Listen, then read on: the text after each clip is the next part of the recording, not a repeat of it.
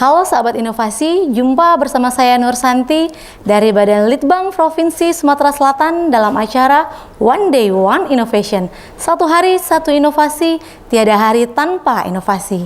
Pemirsa, saat ini inovasi menjadi sebuah keharusan. Dunia terus berubah, maka kita harus adaptif dan inovatif. Untuk menginspirasi, kami hadir dengan para inovator hebat dengan inovasi-inovasinya dalam acara One Day One Innovation. Sahabat inovasi, saat ini di studio One Day One Innovation sudah kedatangan seorang inovator dari Balai Litbang Lingkungan Hidup dan Kehutanan dengan Bapak Bastoni. Langsung saja kita sapa narasumber kita hari ini. Apa kabar Pak Bastoni? Alhamdulillah baik Bu. Selamat datang di Badan Litbang Provinsi Sumatera Selatan. Ya, terima kasih. Baik, ini Pak inovasinya hari ini mengenai agro silvofishery ya Pak ya? Iya. Nah, mungkin ini sahabat di rumah penasaran nih Pak ya, agro silvofishery. Ya. Jadi ada 3 jenis ya Pak. Mungkin bisa dijelaskan terlebih dahulu latar belakang dari inovasi ini dan mengapa dipilih inovasi ini Pak? Iya Silakan. betul. Baik Bu, terima kasih. Selamat sore sahabat inovasi ya. Kami selaku peneliti di Balai Litbang LHK Palembang ini saat ini telah mengembangkan satu bentuk inovasi tentang pengelolaan lahan rawa gambut yang kami sebut dengan agro silvofishery. Jadi tentu ini suatu bentuk terobosan karena kita ketahui selama ini budidaya di lahan rawa itu cenderung satu komoditas. Misalkan kalau komoditas pertanian gitu ya. Iya, kemudian perikanan saja, kehutanan. Nah, kami mencoba melalui inovasi ini menggabungkan kegiatan budidaya pertanian, kehutanan dan perikanan itu dalam satu hamparan lahan. Jadi betul-betul terintegrasi gitu. Ini penting saya pikir untuk mengatasi masalah kendala budidaya di lahan rawa ya, karena terutama kendala budidaya di lahan rawa itu satu genangan air, kemudian tanah, ada di situ ada tanah sulfat masam, ada juga tanah gambut yang kadang-kadang kategorinya gambut sangat dalam. Tentu ini tanah-tanah yang memang kurang produktif untuk budidaya pertanian. Nah, kita akan mencoba nanti mengkombinasikan budidaya tadi itu dengan mengikuti karakter alami lahannya. Jadi kita dalam hal ini tidak akan mengeringkan lahan rawa, tetapi kita hanya mencoba melakukan budidaya itu dengan mengikuti pola fluktuasi genangan air. Jadi kalau pada saat banjir apa yang harus dilakukan, pada saat surut apa yang dilakukan. Nah, ini penting karena apa? Potensi lahan rawa kita sangat luas. Jadi di Indonesia itu ada hampir 26,5 juta hektar ya lahan luas rawa. Ya, Pak, ya? Luas sekali. Sumatera itu pulau yang terluas paling banyak ya di untuk Indonesia lahan itu ada 9,6 juta hektar. Nah, di Sumatera Selatan sendiri itu ada 2,4 juta hektar. Itu tersebar terutama di Kabupaten Oki, Banyuasin, Musi Banyuasin, terus di kanan kiri Musi, dari hulu sampai hilirnya itu ada area-area rawa gitu di situ ya. Jadi itu yang menjadi latar belakang, dan kita ingin mencoba mengoptimalkan pemanfaatan lahan rawa di area-area rawa terutama di Sumsel itu agar lebih produktif, sehingga secara langsung nanti akan bisa memberikan tambahan income yang lebih baik untuk masyarakatnya.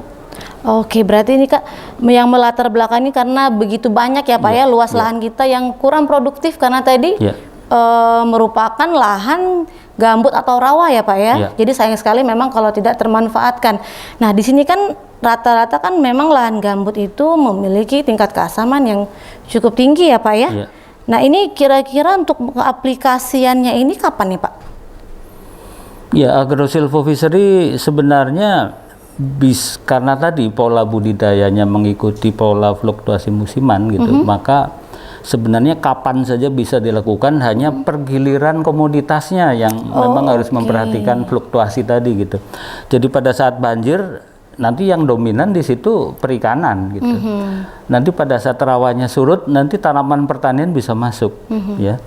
Dan sebenarnya ada satu yang sering dilupakan, bahwa di rawa itu ada yang dari dulu hidup yang disebut tanaman kehutanan atau tumbuhan yang berupa jenis pohon-pohon yang dulu hidup. Nah, di dalam pola agrosilvofishery ini kita akan coba kembalikan lagi jenis-jenis itu dalam satu hamparan lahan sehingga bisa saling berdampingan nanti antara tanaman pohonnya, tanaman pertaniannya, dan perikanannya gitu. Oke, ini pemirsa, ini sangat menarik karena kan dalam satu lahan bisa kita aplikasikan dari 3 jenis tadi ya Pak ya, mulai dari agronya, silvonya, fishery-nya ya Pak ya. Jadi sepanjang masa, sepanjang musim sebenarnya semuanya bisa diaplikasikan ya Pak, tergantung nanti mana yang lebih maksimum dan minimumnya ya Pak. Seperti yang Bapak jelaskan tadi kan, kalau di musim hujan mungkin perikanannya yang lebih dominan ya, sedangkan untuk kemaraunya pertaniannya, dan kalau untuk kehutanannya sendiri bisa sepanjang tahun berarti ya Pak ya? Iya. Kalau untuk kehutanannya sendiri karena memang tanamannya lebih permanen ya Pak ya. Nah, baik ini Pak, dalam pengaplikasian atau pembuatan inovasi lahan ini apakah menemui hambatan Pak di selama perjalanan inovasinya? Ya, tentu dalam implementasi dari inovasi ini kita memang masih punya PR besar terkait dengan bagaimana mensosialisasikan bentuk inovasi ini terutama untuk masyarakat lokal yang hidup di dalam dan sekitar lahan rawa gambut gitu. Seperti kita ketahui, daerah-daerah tertentu memang punya ciri khas ya. Kalau kita amati itu seperti di Pedamaran. Pedamaran itu menurut cerita masyarakat di sana itu sumber perikanan rawa, kemudian sumber bahan baku purun ya. Jadi secara tradisional masyarakat di sana udah hidup dengan sumber income dari perikanan. Di sana ada lelang lebak lebung yang tiap tahun ada pengambilan ikan rawa ya, kemudian purun. Nah, namun demikian satu yang kami lihat itu tadi bahwa hutan di sana kalau kita amati udah habis gitu. Nah, sehingga bagaimana cara mengembalikan kembali antara perikanannya, kehutanannya, dan kita dorong nanti pertaniannya. Nah, dengan agrosilvofishery ini kita mulai mendesain lahan itu supaya kalau genangannya sepanjang tahun, maka untuk budidaya pertanian jadi susah. Karena memang tanaman genangan itu musuh banyak tanaman. Ya, merusak tanaman juga ya Pak ya. Tapi dia justru berkah untuk perikanan. Betul. Gitu. Jadi kalau genangannya ekstrim dalam, sebenarnya perikanan yang dikembangkan. Nah, kita siasati lagi nanti kalau surut apa yang harus dilakukan. Di Kabupaten Oki saya melihat memang ada fenomena sawah nunggu surut ya. Artinya masyarakat di sana mulai menanam padi itu saat rawanya surut. Nah, kalau kita lihat kalender musimnya itu nanti di bulan Mei saat air surut dia mulai menanam padi gitu. Mulai menanam padi. Nanti stop kembali di musim penghujan. Dengan agrosilvofishery sebenarnya kita mau mencoba lebih mengintensifkan tidak hanya perikanan pada saat banjir, kemudian padi di saat surut, tapi kita juga akan kombinasikan dengan tanaman hutan yang sebenarnya dia punya fungsi itu, punya fungsi lingkungan sebenarnya. Artinya gini, kalau areanya memang prioritasnya untuk pertanian, kita tetap bisa mengembangkan tanaman hutanan dengan porsi yang lebih sedikit, tetapi dia di situ ada, kita bisa kembangkan. Jadi pola-pola seperti itu yang akan kita coba melalui terobosan teknologi agrosilvofishery. Baik, ini sahabat inovasi sangat menarik sekali ya, karena kan dalam satu lahan bisa diaplikasikan 3 macam jenis tadi ya. Apalagi kan mengingat Provinsi Sumatera Selatan itu begitu luas ya Pak ya, hamparan lahan rawanya tadi ya Pak ya. Nah, kan dari per musim kita tinggal kombinasi saja ya Pak ya. Dimana sebenarnya sistemnya ini hanya mengatur saja ya Pak, mengatur jarak tanaman supaya pertaniannya bisa hidup berdampingan dengan tanaman kehutanan tadi ya Pak, dan juga memanfaatkan curah hujan yang cukup tinggi untuk di bidang perikanannya tadi ya Pak. Jadi semuanya bisa jalan dalam satu lahan ya Pak ya. Betul. Nah ini menarik sekali sahabat inovasi. Tapi Pak, yang saya ingin tanyakan satu hal, kan di mana yang seperti kita ketahui untuk lahan gambut tersebut kan memiliki pH yang sangat tinggi. Apakah ada perlakuan khusus nih Pak terhadap lahannya? Apakah ditambahkan atau akan dinaikkan pH-nya atau bagaimana nih Pak? Nah itu juga artinya di dalam teknologi agrosilvofishery kita akan mencoba mengembangkan pola-pola budidaya dengan memperhatikan itu tadi. Salah satunya kendala terbesar budidaya di lahan rawa gambut itu ya, apalagi rawa sulfat masam, yaitu adalah pH. Jadi pada lahan sulfat masam itu pH bisa di bawah 3,5 ya. Di gambut juga demikian.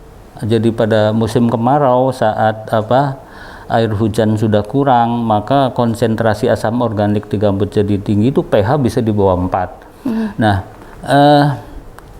untuk tanaman pertanian, untuk perikanan ini masalah. Artinya sebagian besar tanaman pertanian tidak bisa beradaptasi pada pH yang rendah. Kalaupun bisa hidup, mungkin produktivitasnya yang rendah. Ya? Ikan bahkan bisa mati kalau pH di bawah 3,5 gitu ya. Nah, kita akan mengembangkan perikanan yang berbasis ikan lokal. Artinya ada ikan-ikan rawa gambut tertentu seperti selincah, ikan tembakang ya, ikan bujuk dan seterusnya, itu hidup bisa di bawah 4, pH 4 gitu. Jadi nanti kalau lahannya lahan gambut yang airnya berasal dari air gambut, maka kita akan kembangkan ikan lokal tadi. Tapi untuk area tertentu yang pH-nya di atas 5, kita bisa kembangkan ikan budidaya seperti patin, lele, gurame gitu. Nah, jadi sebelum kita aplikasikan inovasi ini, kita cek dulu nih ya Pak ya, lahannya tersebut, apakah pH-nya dari kondisinya lahannya, perairannya ya Pak ya, kandungan kimia dari tanahnya seperti apa ya Pak ya, baru kita mencari tanaman apa yang cocok, kemudian ikan apa yang bisa hidup di sana ya Pak. Kemungkinan yang lebih fleksibel itu untuk kehutanannya ya Pak ya, rata-rata bisa hidup dengan kondisi pH yang berapa nih Pak untuk range tanaman hutan? Nanti untuk tanaman kehutanan kita betul-betul bersyukur bahwa apapun kondisi lahannya, berapapun nilai pH-nya, itu ada jenis yang bisa tumbuh. Ya, jadi nanti kalau untuk lahan gambut itu banyak sekali jenis-jenis pohon asli gambut yang secara alami dia hidup di genangan dan di pH rendah ya. Jadi seperti ramin, jelutung, ya, meranti, punak dan seterusnya, itu jenis-jenis yang secara alami sudah mampu beradaptasi di kondisi yang ekstrim begitu. Iya, jadi kita kemudian untuk daerah-daerah yang bersulfat masam, ini pH-nya di bawah 3,5, itu juga ada jenisnya. Jadi seperti gelam ya, itu kan jenis penciri dari area-area lahan rawa sulfat masam. Nah, kita akan mengembangkan jenis-jenis itu dengan mengikuti pola sebaran alaminya, sehingga inputnya rendah, tetapi dia bisa hidup bagus, dan secara ekonomi dia juga punya nilai yang bisa untuk kayu pertukangan, kayu konstruksi dan seterusnya. Jadi intinya apapun yang ditanami tentunya keinginannya menghasilkan perekonomian ya Pak ya, tingkat ekonominya ada. Nah kan di sini tadi dari tanaman kehutanannya cukup tangguh ya Pak, berarti dia bisa hidup di pH rendah ataupun tinggi, serta juga di lahan yang basah ataupun yang sudah menuju kemarau ya Pak ya, tetap hidup si tanaman hutan ini ya Pak ya. Nah ini sahabat inovasi cukup menarik sekali, karena kan seperti yang kita ketahui kan cukup sulit ya Pak ya aplikasi suatu 3 macam ini dalam satu lahan. Nah kalau kita boleh tahu nih Pak, apa nih Pak, tanaman apa yang sudah mungkin diaplikasikan dengan lahan agrosilvofishery ini, dari tanaman pertaniannya contohnya apa, ikannya apa, sudah diaplikasikan dan di daerah mana ini Pak? Ya, kami bekerja sama dengan Balai Litbang LK Palembang, bekerja sama dengan Badan Restorasi Gambut ya. Dari tahun 2017 itu sudah mulai mencoba membuat pilot project tentang agrosilvofishery ini di daerah Kayu Agung, Sepucuk, kemudian di daerah Tanjung Beringin, Tanjung Lubuk ya, dan kita akan kembangkan lagi di daerah Air Hitam di Pedamaran ya. Kita telah mengembangkan untuk tanaman kehutanannya di sana itu yang paling adaptif di genangan ekstrim dalam itu Sorea Blangeran. Jadi jenis pohon meranti ya. Itu kayunya kayu kelas 2 ya, kelas kuatnya kelas 2 juga, jadi termasuk kelas bagus ya kayu itu. Dia bisa hidup pada saat kondisinya tergenang hampir 2 meter. Pada saat perikanan berkembang, dia tetap bisa hidup. Nah, pada saat surut, kemudian kami kembangkan jenis-jenis tanaman hortikultura, Bu. Nah, tanaman hortikulturanya karena ada desain agrosilvofishery itu ada area pematang yang kita beri input dengan pengapuran sama pemberian pupuk kandang. Itu hasil kangkungnya, hasil cabai keritingnya, hasil tomat cungnya ya, hasil bayam ketimun dan beberapa jenis lumayan bagus. Jadi ini sebenarnya yang akhirnya wah ini betul-betul perspektif dengan input yang sederhana, semua petani bisa. Oke, jadi outputnya itu memang cukup sangat lumayan ya Pak ya, dengan lahan yang seperti itu bisa menghasilkan output yang memang bernilai ekonomi cukup tinggi tadi ya Pak ya. Nah baik Pak, ini sudah berapa tahun nih Pak kalau boleh tahu aplikasinya? Kalau agrosilvofishery sendiri kita udah rintis dari 2002 sebenarnya. Cukup lama juga 2002, ya Pak ya. Kemudian dengan riset melalui dana Dikti ya, Direktorat Pendidikan Tinggi waktu itu tahun 2009 kita kembangkan juga. Dan mulai dengan BRG baru tahun 2017. Baik, ini Pak, tentunya ini kan dari 3 jenis ini membutuhkan ahli dari berbagai background yang masing-masing ya Pak ya. Tentunya ada tim khusus yang untuk penunjang inovasi ini ya Pak ya. Iya, jadi itulah letak keunggulan dari agrosilvofishery ini. Pola ini akan membangun sinergi antara sektor perikanan, kehutanan, pertanian. Jadi semuanya bisa saling membantu dan bersinergi tentunya ya Pak termasuk ya. Untuk pengembangan yang lebih detail itu ahli-ahli di bidang itu gitu. Perikanan, kehutanan, pertanian. Baik, ini Pak mungkin ada pesan-pesan nggak Pak kepada pemirsa atau sahabat inovasi di rumah mengenai inovasi Bapak yang agrosilvofishery ini, mungkin silakan Pak. Baik, terima kasih Bu. Jadi sahabat inovasi ya. Kita tahu bahwa lahan rawa di sekitar kita sangat luas dan kondisinya saat ini terlantar lah. Artinya pemanfaatannya itu masih minimal ya. Hanya padi misalkan setahun sekali, kemudian menunggu hasil ikan alam dan seterusnya ya.